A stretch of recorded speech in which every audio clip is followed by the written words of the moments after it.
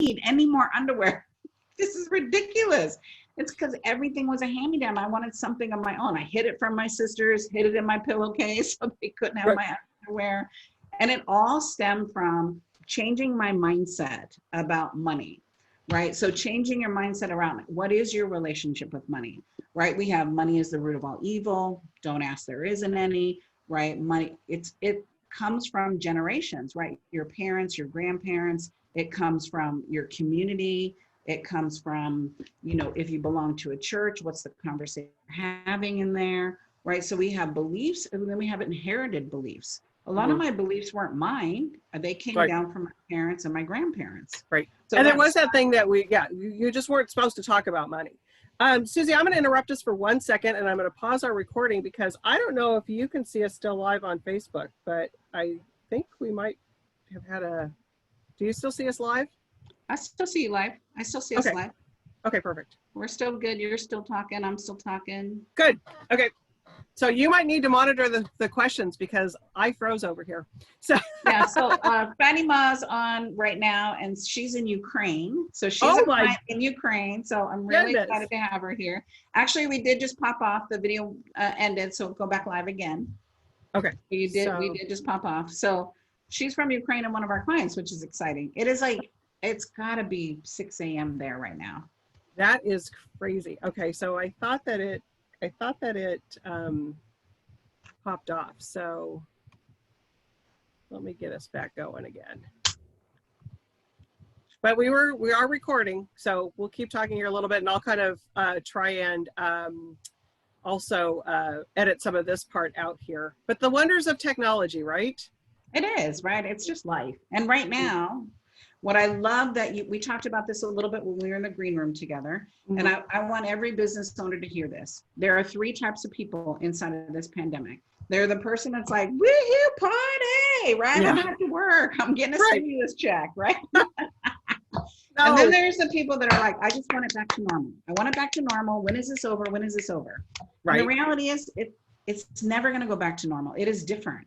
And you and I talked about, Warwick said, we've got to jump on this bandwagon if we want to leverage what it is we're doing as a company, or we will get left behind. Right. And then the third type of people, which is you and myself, is what I call the generals.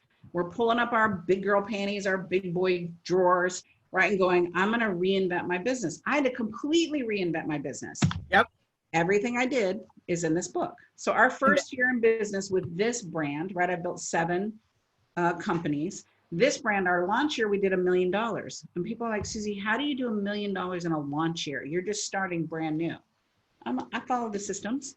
I literally walk my clients. There is no sprinkle fairy dust. It is strategy, it is systems, and you start with your business plan.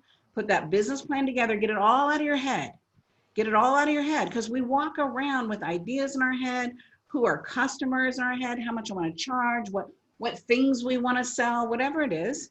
Right. So we worked with doctors, attorneys, landscape architects. The craziest business I've worked with, Julie, was a wild animal park. He came to me and he said, I need you to help me with my business. I'm like, I know nothing about that business. That it was just a little overwhelming. He's like, I love you. I love what you stand for. I think you can help me. I'm like, I'll try.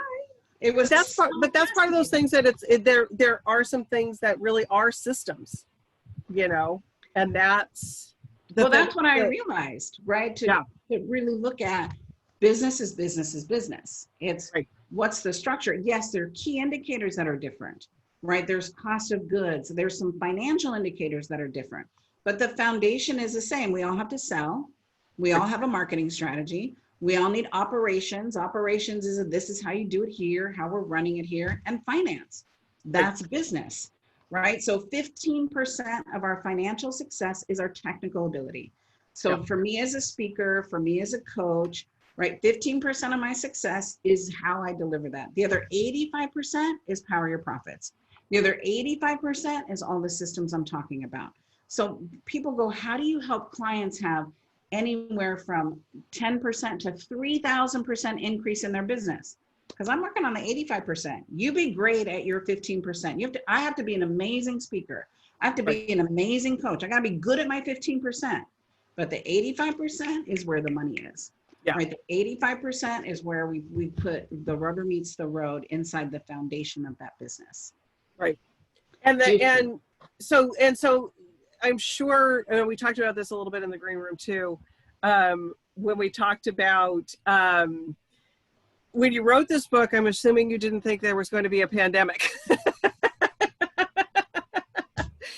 And so, boy, have you had to, this couldn't probably come at a better time for small businesses. So are you just talking constantly? That is the gift that's wrapped in sandpaper, right? I want you to look at this time is what's the gift, right? What's the gift that you're getting? What's the gift that you're learning? It's not easy. This has not been easy. Listen, we were launching in May. We were originally publishing in May, and the publisher said, Simon & Schuster said, I think we need to hold off and we need to wait. And so we pushed it to September. So I had created this whole tsunami, right, of press and, you know, trainings and bonuses and everything for May. And then they were like, nope, not May. We're going to go September. I'm like, wait, what? Yeah. But, you know, you pick up and you go, okay, so what do I need to pivot? How do I need to leverage? How do I take this pandemic and turn it into prosperity? Right. Because that's all we can do, because it's out of our hands. Totally out of my hands. I can't do anything about it. So I had 35 events booked for 2020 that literally went away overnight. Well, events are my bread and butter. Events are where I meet clients. Events are where we get our money. And so I'm like, okay, well, if all those went away, how do I shift? And so we shifted, and the industry shifted, right? We all started doing like this, a virtual book signing. Well, yeah, it's a virtual book signing. Get your book, right? And we can implement what you learn inside of the book, right? Make that happen, because it's all about taking action, you know, and doing something different. Benjamin Franklin said, take the coins from your purse, invest them in your mind, and your mind will fill your purse overflowing, right? I don't have a business degree. I'm an entrepreneur. I'm a rogue entrepreneur. I'm a serial entrepreneur. I do have my PhD, which is my public high school diploma. I need you to know that. I'm stealing that line. You can steal that one, right? Because people go, oh, you must have a degree. No, I grew up with 9 kids. There was no budget for school. There was no conversation about school. My dad said, look, you're 18, go get married, get a job. I'm like, I'm coachable. I can do that. Yeah. What are you thinking?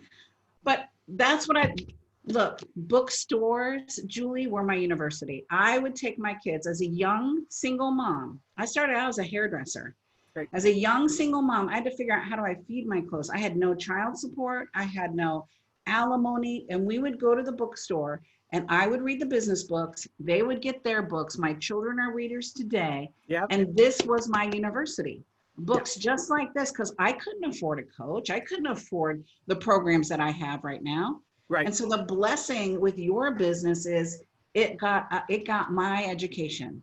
I started with books, and then I went to events, and then I hired people, but it all starts here, right? It's taking that information and my gift, right? I believe that my gift from God is my life. My gift back to God is what I do with my life. And that's about giving, right? So I'm giving my knowledge, my expertise that I've spent 30 years accumulating from the best of the best, right? To go, what are the best practices that have worked for me and worked for getting my students to have a multi-million-dollar company? Right. We're making it too hard as entrepreneurs. We can get off the struggle bus. Get off the struggle bus. Choose a different bus, right? Let's get on a new bus, and let's get on the money bus and the prosperity. Do you, in your clients and stuff, have you ever told them that, if you're, as a business coach and a financial, if you're told them that it's like, you need to scrap that idea, you're never going to make money at it? Have you ever had to do that?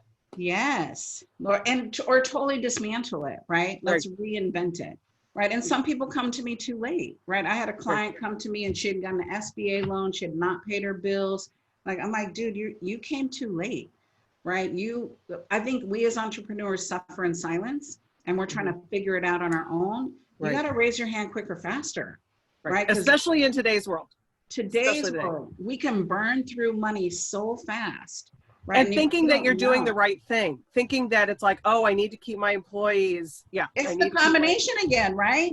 It's like, oh, I got to do that. Oh, no, it doesn't open. It does. This is the money train, right? To go, oh, how do I have this open? How do I open the money vault in your business? Right. And really, it is about do step 1, put your business plan together, right? Really look at who is that client that can afford me. One of the biggest challenges I see is we're running after clients, but clients aren't fans, right? Like if you look at social media, I might have 500,000 people in my fan base, but those aren't consumers. Right. They're people who are liking me and engaging with me. That doesn't mean they're customers. But that doesn't mean that they're doing this. Right. They got to pick up their credit card, swipe their credit card, make a purchasing decision. Right. So I want people to see, I get a lot of business from social media. Right. So leveraging that, but you have to have a plan to get them into, we call it our campus, into your business. Right. Like you said, and let's give the gift of inspiration. Let's give the gift of education. When you said, come Christmas shopping with you, I would much rather get your favorite book for Christmas than some cheesy sweater or another pair of cheesy earrings that I'm not going to wear. Right. And to go, this book changed my life. Right. So don't just buy one book.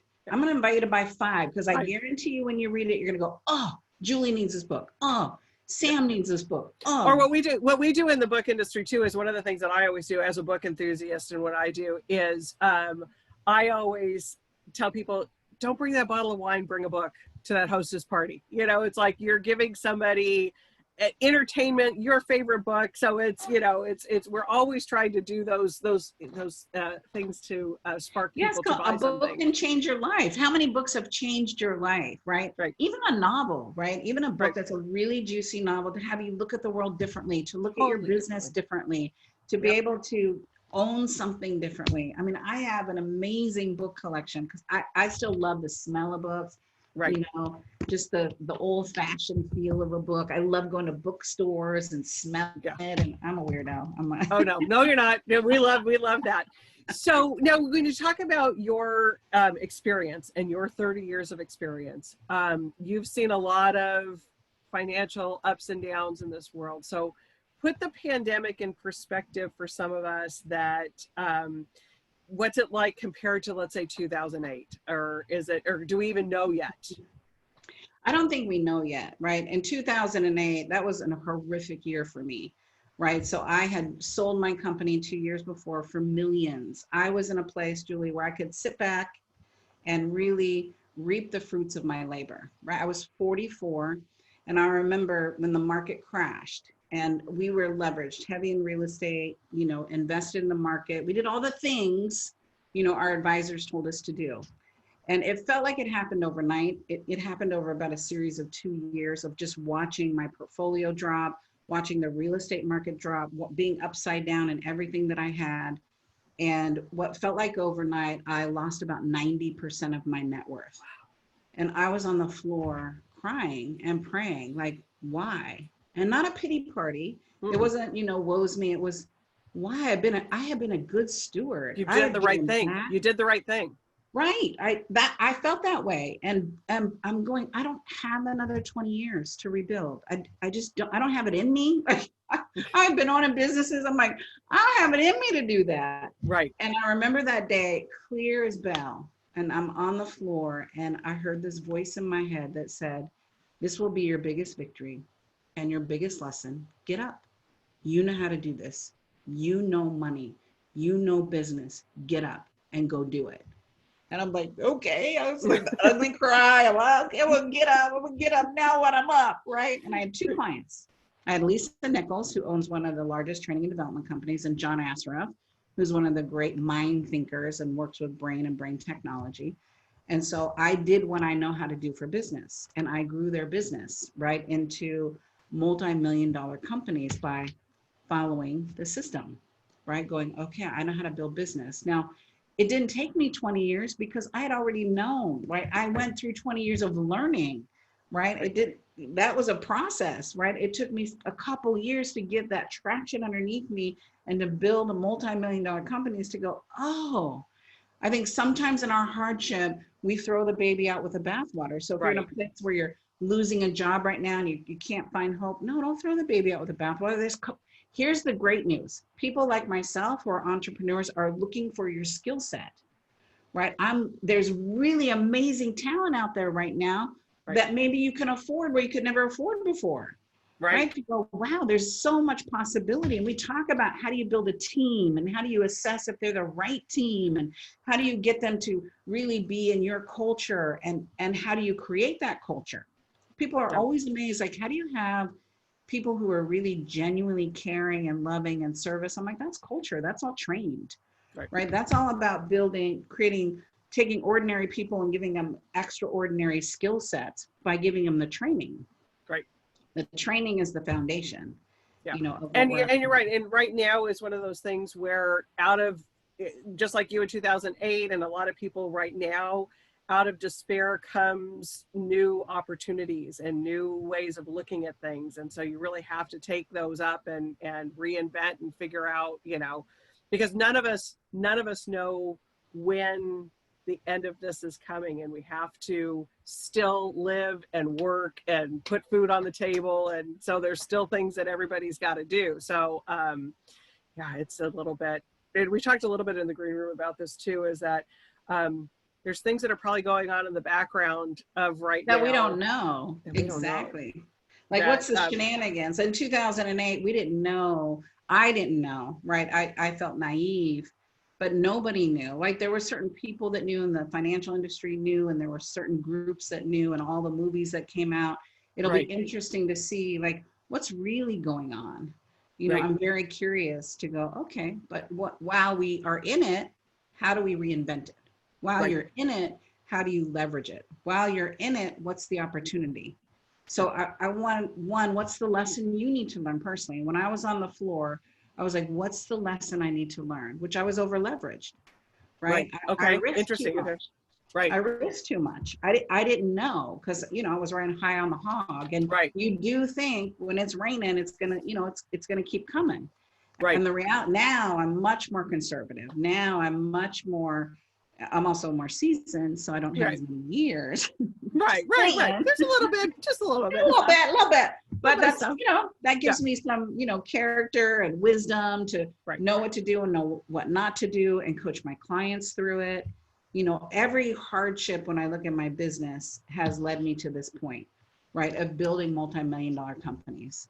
Yeah. And again, so for small companies that are in San Diego, for example, or anywhere, I mean, I'm going to be San Diego centric since we're both San Diegans here, but I'm sure people are from all over are going to be seeing this video. But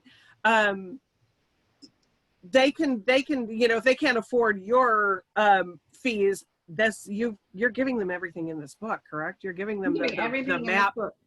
You're giving them the map, the roadmap. Secret sauce. This is a roadmap, my secret sauce chapter. I don't know if I grew up in the day of Cosmo, and when we would take all those quizzes, remember?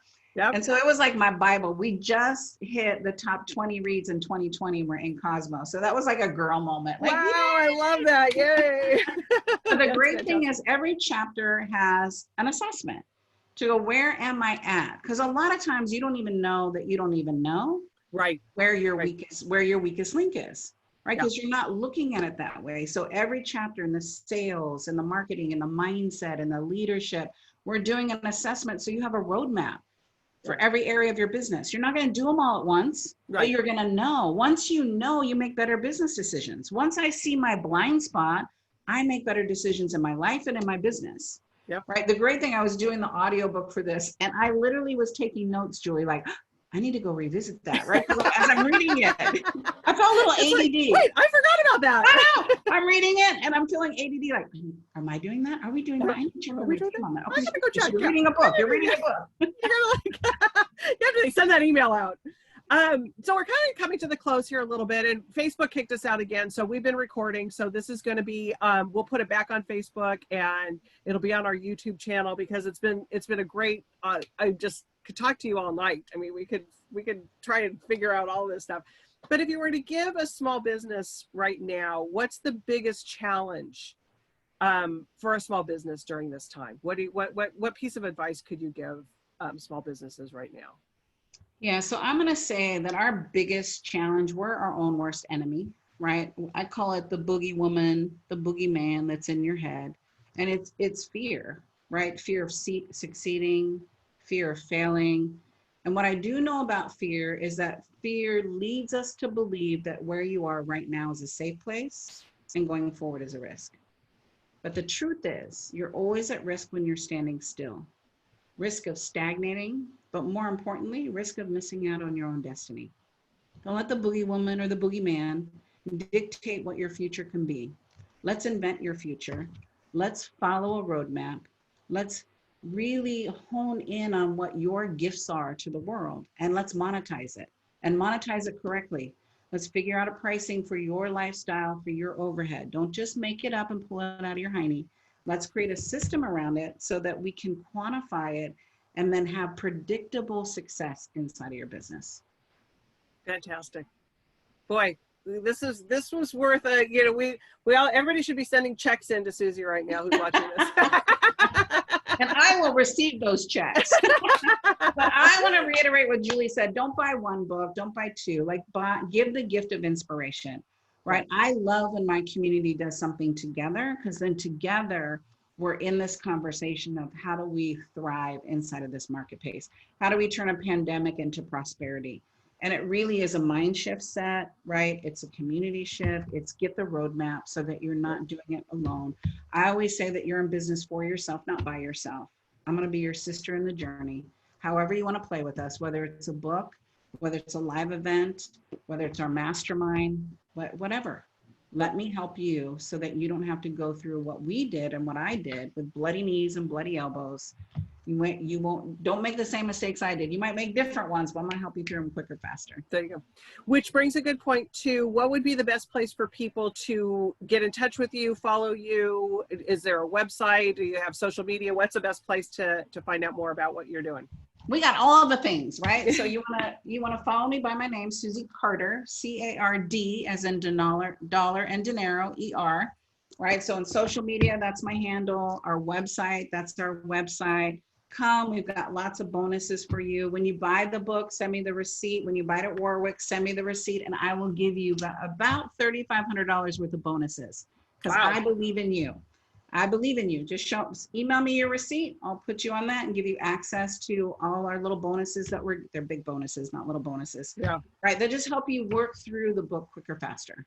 Right. I want this to be a win for you. I want you to implement this. I don't want it something on your bookshelf, like behind me, that it is a really beautiful book. But they did a good job on that package. Thank you. We worked really hard on it. Yeah. But that's the thing. And I think that, when we do link this back, I'm going to put that in. So they email me, your email is on your website. So I'll just tell people to go to your website and email the receipt to you. Yeah, it's Susie at SusieCarder.com. It's just my name, Susie at SusieCarder.com. But remember, it's a D as in dinero or dollar. There you go. I love that. Well, it has been a pleasure talking with you tonight, Susie. Like I said, we could probably go on and spend hours and hours to try to help people and get everybody through this unprecedented time. But I think that we're going to see some great innovations and things that are going to come out of this that are going to, I don't think we're going back. I think we're just going to an after, and it'll be better. And it'll be better. So with that, I'm going to say goodnight to everybody. And thank you all for joining us. And I will stop our recording now. So there we go. Thank you, guys.